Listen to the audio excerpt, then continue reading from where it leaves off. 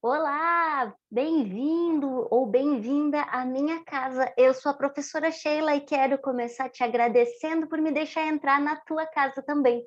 Nessa aula, nós vamos conversar um pouquinho sobre a modernidade e a filosofia moderna. Precisamos entender, então, quais foram os principais assuntos falados na Idade Moderna e quais as consequências disso. Eu já fiz uma aula que deve estar por aqui sobre o renascimento cultural e científico. E aqui na modernidade nós damos alguns passos a mais e começamos a nos perguntar sobre algumas outras coisas. É preciso entender que na Grécia e Roma nós tínhamos um homem e uma mulher propensos ao livre pensar, ao livre comunicar e também, consequentemente, à filosofia e à criação de argumentos que eram verdades num determinado momento. Depois, com a Idade Média, nós temos toda a verdade suprimida na questão de Deus, no divino, no sagrado. Então, para obter as verdades, aquele homem que sabia mais, que tinha mais conhecimento, ele automaticamente estava mais próximo de Deus, que era essa verdade absoluta de onde tudo vinha. Aqui, nós começamos, na Idade Moderna, a pensar novamente sobre como conseguimos conhecer as coisas. A ideia de Deus único, ela não deixou de existir, mas ela vai aos poucos se dissolvendo, e é importante perceber que essa dissolução dá uma maior liberdade, o livre pensar e comunicar novamente ao homem. Então, eu vou dividir a minha tela para te ver esse rápido mapa mental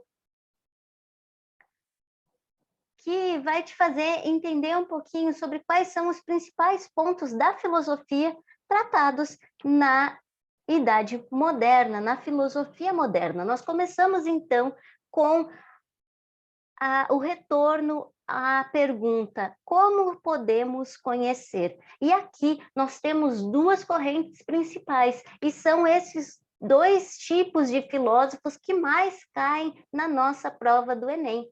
São os filósofos racionalistas e os filósofos empiristas. Aqui eu quero que tu perceba que racionalismo tem a ver com a nossa mente, com a nossa razão. Então, eu pego o R de racionalismo e associo a razão, a cérebro, a mente, a argumentos filosóficos, argumentos bem construídos.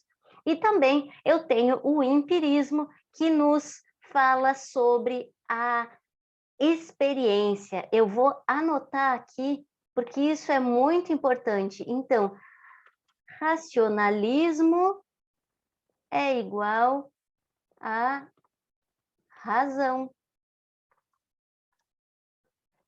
E empirismo é igual a experiência. E aqui nós temos as duas principais correntes filosóficas que se perguntam sobre como nós conhecemos, se já Deus não é a verdade, as verdades ainda são inatas, de onde elas vêm? Os racionalistas vão dizer que vem da matemática, que vem da geometria, e o principal expoente aqui é o René Descartes, mas também temos Spinoza, temos Leibniz. E depois, o empirismo, os principais expoentes são Locke e David Hume, sendo que David Hume é um empirista radical, e ele diz que não existem verdades inatas, e eu vou fazer uma aula só para Locke e outra aula só para Hume, para a gente entender melhor.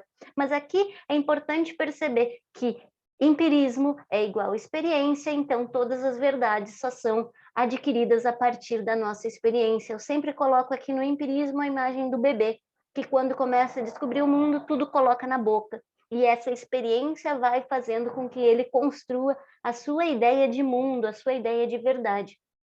E no racionalismo eu coloco a ideia da criança resolvendo uma conta matemática. Por quê? Porque os números eles são abstratos, apesar de nós vermos números em todas as coisas, mas essa abstração, essa racionalização dos números faz com que a criança consiga dizer que 1 mais 1 é igual a 2. A gente também tem a política e também temos a ética aqui dentro da Idade Moderna. Eu nem tinha percebido que eu tinha colocado racionalismo e empirismo aqui. Mas temos na política toda a construção do Estado moderno, nós temos aqui Maquiavel, nós temos aqui Rousseau, nós temos aqui Hobbes e alguns outros. Nós temos na ética um grande expoente, já no finalzinho da Idade Moderna, que é o Kant, falando sobre o dever. E também temos dentro da política aqueles autores que defendem a total separação entre política e ética, e aqueles autores que defendem uma questão da essência da humanidade, se o ser humano é bom ou se o ser humano é mal por natureza. Então, esses são os principais conhecimentos que tu tem que saber sobre a Idade Moderna para ir bem no Enem, para ir bem nas nossas provas, para ir bem na tua escola. Obrigada por ter ficado comigo até aqui e eu volto em uma próxima aula para falar um pouco mais sobre filosofia contigo. Um beijo e até lá!